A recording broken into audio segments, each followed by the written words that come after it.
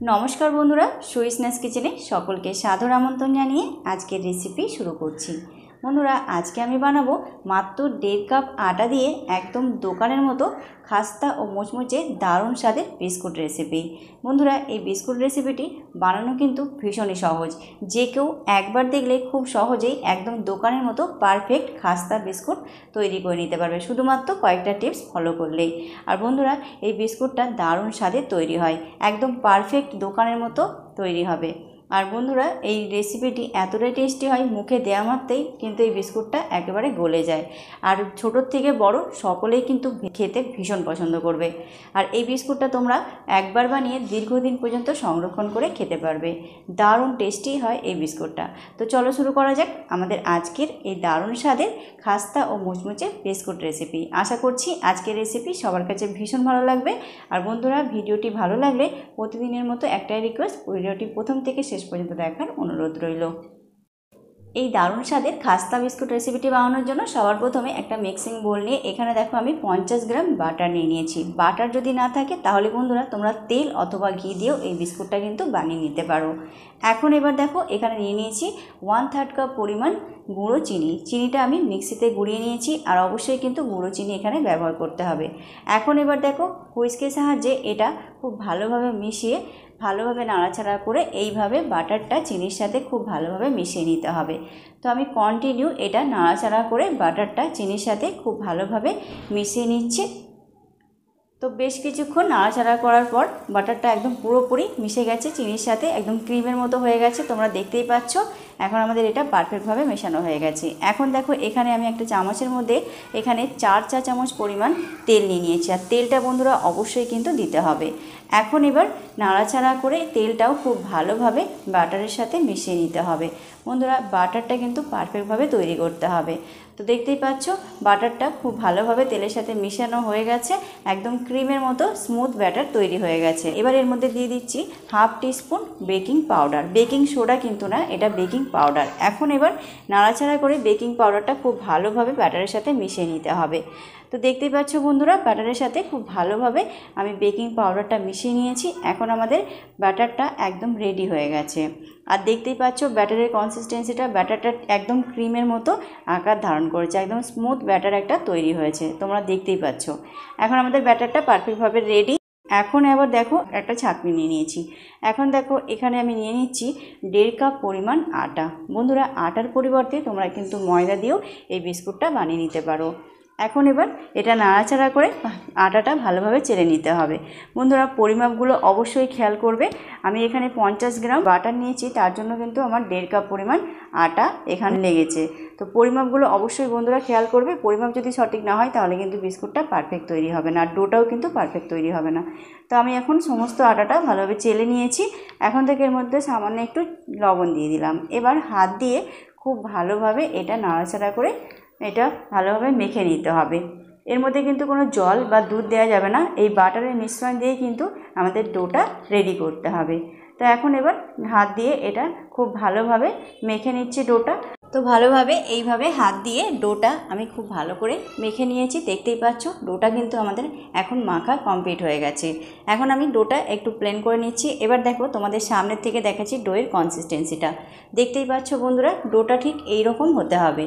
Perfect do একদম ready হয়ে গেছে আমাদের। তো এরকমভাবে একটা পারফেক্ট ডো প্রথমে তৈরি করে নিতে হবে। তো ডোটা আমি রেডি করে নিয়েছি। এখন দেখো হাত দিয়ে এইভাবে একটু সমান করে নিতে হবে ডোটা। তো ডোটা আমাদের একদম রেডি। এখন আমি এর মধ্যে থেকে বিস্কুটগুলো তৈরি করে নেব।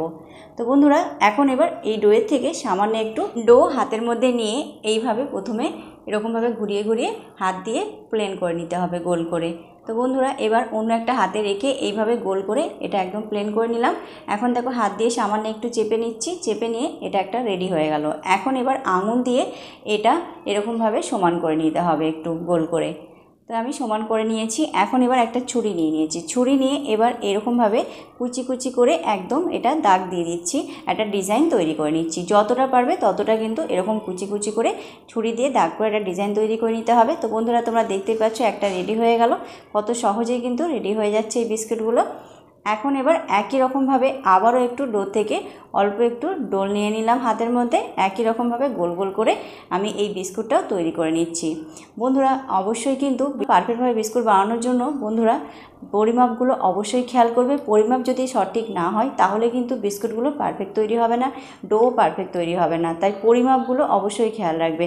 পরিমাপ যদি সঠিক হয় তাহলে তোমরা একদম পারফেক্টভাবে দোকানে যেরকম বিস্কুট তৈরি হয় ঠিক সেই রকম বিস্কুট তোমরা বাড়িতে একদম খাস্তা মুচমুচে তৈরি করবে। পারফেক্টভাবে এই খাস্তা বিস্কুট বানানোর জন্য পরিমাপটা অবশ্যই সঠিক রাখতে হবে।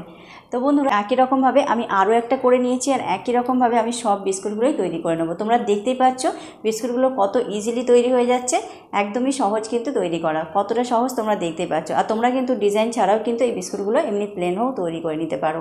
তো সমস্ত বিস্কুটগুলোই আমি তৈরি করে নিয়েছি, আর একই রকমভাবে এই রকমভাবে ছুরি দিয়ে কেটে কেটে দাগ কেটে ডিজাইন করে নিয়েছি।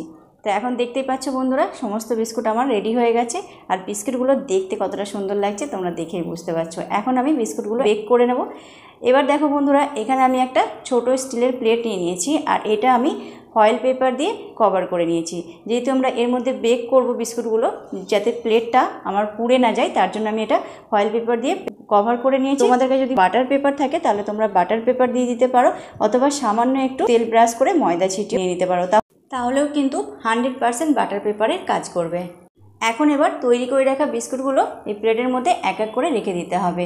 বন্ধুরা রাখার সময় কিন্তু একেবারে একসাথে রাখা যাবে না, তো একটু গ্যাপ রেখে রেখে বিস্কুটগুলো রাখতে হবে। তো তোমরা দেখতেই পাচ্ছ আমি কতটা ডিস্টেন্স করে বিস্কুটগুলো রেখেছি। ঠিক এই রকম একটু গ্যাপ করে করে বিস্কুটগুলো রাখতে হবে, একসাথে কিন্তু একে ওপরের সাথে লেগে না যায় সেদিকে কিন্তু খেয়াল রাখতে হবে, কারণ এটা বেক হলে একটু ফুলে যাবে, তাহলে একে ওপরের সাথে লেগে গেলে বিস্কুটগুলো কিন্তু তৈরি হবে না।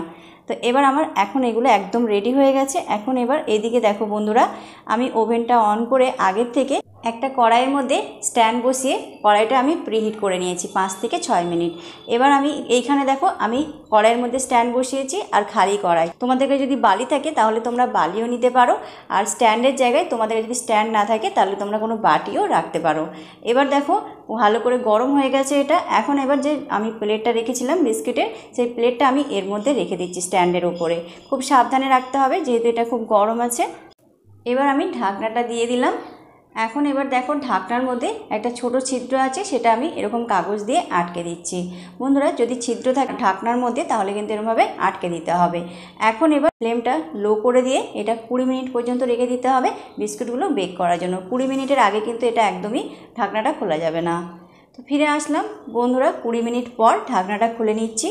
তোমরা দেখতেই পাচ্ছ বিস্কুটগুলো কত সুন্দর তৈরি হয়েছে আর কতটা ফুলে গেছে। তোমাদেরকে আমি তুলে দেখাচ্ছি, দেখতেই পাচ্ছ বিস্কুটগুলোর পেছন সাইডটা কত সুন্দরভাবে বেক হয়েছে, আর বিস্কুটগুলো একদম ফুলে গেছে আর কতটা দেখতে সুন্দর লাগছে। প্রত্যেকটা বিস্কুট কিন্তু একদম পারফেক্টভাবে তৈরি হয়েছে, তোমরা দেখতেই পাচ্ছ। প্রতিটা বিস্কুটের পেছন সাইডটাও দেখো কত সুন্দরভাবে বেক হয়েছে, একদম পারফেক্টভাবে তৈরি হয়েছে, একদম মনে হচ্ছে দোকানের মতো। খুব সুন্দরভাবে তৈরি হয়েছে বিস্কুটগুলো, তোমরা দেখতেই পাচ্ছ বিস্কুটগুলো কতটা সুন্দর লাগছে দেখতে। এখন এবার বিস্কুটের প্লেটটা আমি তুলে নেব। একটু সাবধানে তুলে নিতে হবে যেহেতু একটু গরম আছে। এখন এবার তুলে প্রথম অবস্থায় বন্ধুরা বিস্কুটগুলো যেহেতু এখন গরম আছে তার জন্য একটু নরম থাকবে, যখন এটা ঠান্ডা হয়ে যাবে বিস্কুটগুলো কিন্তু তখন শক্ত হয়ে যাবে। এখন এবার একটা পাত্রের মধ্যে বিস্কুটগুলো আমি সার্ভ করে নিচ্ছি। বন্ধুরা তোমরা কোনো এয়ারটাইট কন্টেনারের মধ্যে রেখে এই বিস্কুটগুলো দীর্ঘদিন সংরক্ষণ করে খেতে পারবে। দারুণ স্বাদের তৈরি হয়, একদমই অল্প সময়ে তৈরি হয়ে গেল। কতটা সহজ তৈরি করা তোমরা দেখতেই পাচ্ছ। শুধুমাত্র পারফেক্টভাবে তৈরি করতে গেলে একটু খেয়াল রাখতে হবে, কয়েকটা টিপস তোমরা ফলো করে যদি বিস্কুটটা বানাও একদম দোকানের মতো পারফেক্টভাবে বিস্কুট তোমরা বাড়িতেই বানিয়ে নিতে পারবে। শুধু মেজারমেন্টটা অবশ্যই মাথায় রাখতে হবে, মেজারমেন্ট যদি ঠিকঠাক থাকে তাহলে কিন্তু বিস্কুটগুলো একদম পারফেক্ট তৈরি হবে। বন্ধুরা আমি যেইভাবে বানিয়েছি সেরকমভাবে যদি তোমরা ফলো করে বিস্কুটটা বানাও তোমাদের বিস্কুট একদম পারফেক্ট দোকানের মতো তৈরি হবে, দারুণ স্বাদের তৈরি হয়। ভালো লাগলে অবশ্যই একবার এইভাবে বাড়িতে বানিও, আশা করছি বাড়ির সকলের ভীষণ ভালো লাগবে। একদম খাস্তা, একদম মুখে দিলেই কিন্তু গলে যাওয়ার মতো বিস্কুট। তো বন্ধুরা তৈরি হয়ে গেল খুবই সহজে আমাদের আজকের এই দারুণ টেস্টি খাস্তা বিস্কুট রেসিপি। আজকের রেসিপি কেমন লাগলো তোমরা অবশ্যই কমেন্টের মাধ্যমে জানিও, আর ভিডিওটি ভালো লাগলে ভিডিওটি লাইক কমেন্ট শেয়ার করে চ্যানেলটি সাবস্ক্রাইব করে পাশে থাকার অনুরোধ রইল। তো আজ এই পর্যন্ত, আজ এখানেই বিদায় নেব। আবারও দেখা হবে আগামী পর্বে নতুন একটা ভিডিও নিয়ে। তো ততক্ষণ পর্যন্ত তোমরা খুব ভালো থেকো, সুস্থ থেকো, টাটা, বাই বাই।